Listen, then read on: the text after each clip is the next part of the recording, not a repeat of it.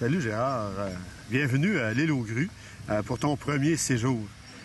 Je sais pas comment, c'est quoi ta première impression de l'île aux grues? Me semble très relaxant. On dirait qu'on s'en va comme dans un autre monde, qu'on oublie tous nos tracas. On dirait que ça a coupé bien sec, puis du jour au lendemain, on dirait boum. Pas des fois, ça prend quelques jours pour t'habituer, puis pogner le beat. Là, il me semble que ça s'est fait très vite, très radicalement, puis c'est ça qui est le fun.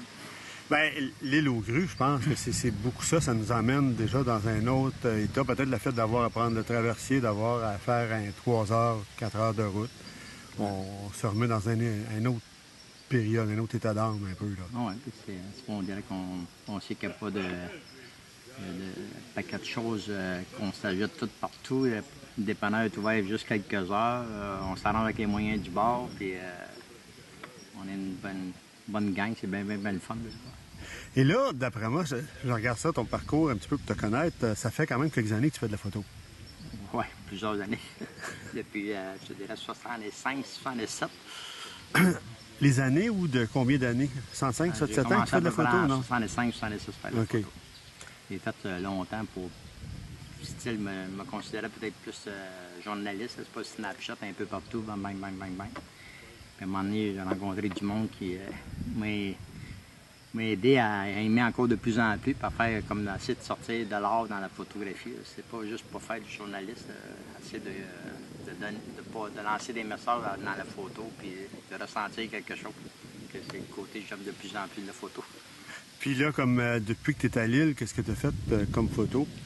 J'ai fait c'est sûr, de plus en plus de paysages, un peu de portraits, mais plus surtout des paysages, là, des panoramiques. C'est pour essayer de montrer l'ampleur de la place. C'est pas quand tu prends juste un petit coin, là, il me semble. Plus tu prends un panoramique, mais si tu regardes les nuages, les montagnes, tout, là, c'est fantastique. Et c'est un fait qu'ici, pour ça, l'île, c'est quand même assez impressionnant là, le calme qu'on peut retrouver à l'île, qu'on peut voir les choses comment elles sont présentement. Tu sais. Mais c'est ça, c'est quand tu regardes le paysage, tu dis wow! Ah, c'est complètement relaxant. La température idéale cette semaine en plus, on ne peut pas demander mieux. Puis même, je pense que même quand il pleut ou quand il neige ou qu'il fait mauvais, je pense qu'il y a quelque chose à retirer de la place. Ça doit être d'autres sentiments, d'autres émotions qu'on doit avoir. Là. Ça doit être effrayant. C'est sûr qu'ici, il y a toujours de quoi découvrir quand on le veut. Ce qui est intéressant aussi, c'est que le rythme n'est pas forcé par rien. Je sors dehors, je me mets sur la galerie, puis je regarde. Puis j'aimerais ça voir ça quand il fait mauvais, quand il pleut. J'aimerais ça voir ça quand il neige. Juste pour voir les sentiments qu'on a. Il me semble que ça doit être tout le temps beau. Ici, je dirais qu'une tempête de neige avec un petit peu de vent à moins 1000, c'est impressionnant. Assis dans la maison, puis regarder ça de la fenêtre, là, puis le fleuve, là, ça va être très, très beau. Mais c'est ça. Ce qui est le fun à l'île, c'est qu'on devient, je pense, assez contemplatif aussi par rapport à ça. Je pense qu'on a ça tout le temps autour de nous autres, mais on ne l'apprécie pas parce qu'on est pris dans un pic de consommation, puis on regarde ça. Quand on arrive dans une place de même, on dit hey, on a ça chez nous. Là, à côté de chez nous, dans le fond, c'est pas si loin que ça. Là, pas. Puis certains des places de même, il y en a d'autres ici, là, puis on prend pas le temps de visiter puis de regarder. Là. Et ça fait un petit peu différent de ton beat de travail normal. Beaucoup. Une grosse différence. C'est...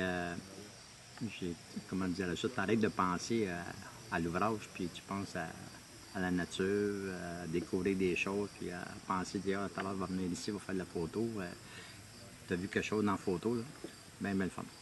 Oui, de se permettre d'être créatif, de se permettre de rien faire. D'essayer, oui. Aussi. De rien faire aussi. Parce que ça, c'est des choses souvent que dans notre chose journalière, on se permet pas ça. Là. Rien faire, là, c'est dur pour nous autres. On n'est pas habitués à ça. Puis des fois, quand je fais rien, je me demande si j'ai pas perdu la journée parce que j'ai rien fait. Là. C'est pas, je me suis juste comme reposé. C'est des drôles de sentiments de se sentir comme ça. Oui, puis ça, c'est comme le contraire. Tu te dis, wow. T'as pas le choix de lâcher prise ici. C'est pas parce que tu dis, je suis pas dans mon environnement, je suis ailleurs. Puis même si je voudrais essayer de faire quelque chose, je vais me laisser le téléphone. D'habitude, je trouve le téléphone accroché après moi. Il est dans la maison. Là. même s'ils sonnent pas grave. Avant, au bureau, c'est le contraire. Mais c'est ça, toi, je pense que c'est la grâce que les gens qui font de la création, les gens qui se laissent aller à quelque chose, à un moment donné, de pouvoir se faire surprendre, de dire, ah, attends une minute, ça peut arriver, puis c'est correct. C'est différent de ce que je fais d'habitude, puis c'est correct. Ouais. On dirait qu'en étant connecté, on veut toujours être connecté à 100%, puis être informé à une minute près. Là. On n'avait pas de cellulaire 25-30 ans, puis ça fonctionnait pareil. Puis C'est un fait. on vivait. On était à l'ère de l'avant, la CAQ, c'est ça, non? Non, mais c'est ça, c'est juste de prendre, c'est ça, de prendre du temps pour nous autres. Fait que je vais te souhaiter une bonne continuité de séjour à l'île, en attendant une prochaine fois sûrement qu'il va y avoir dans d'autres saisons.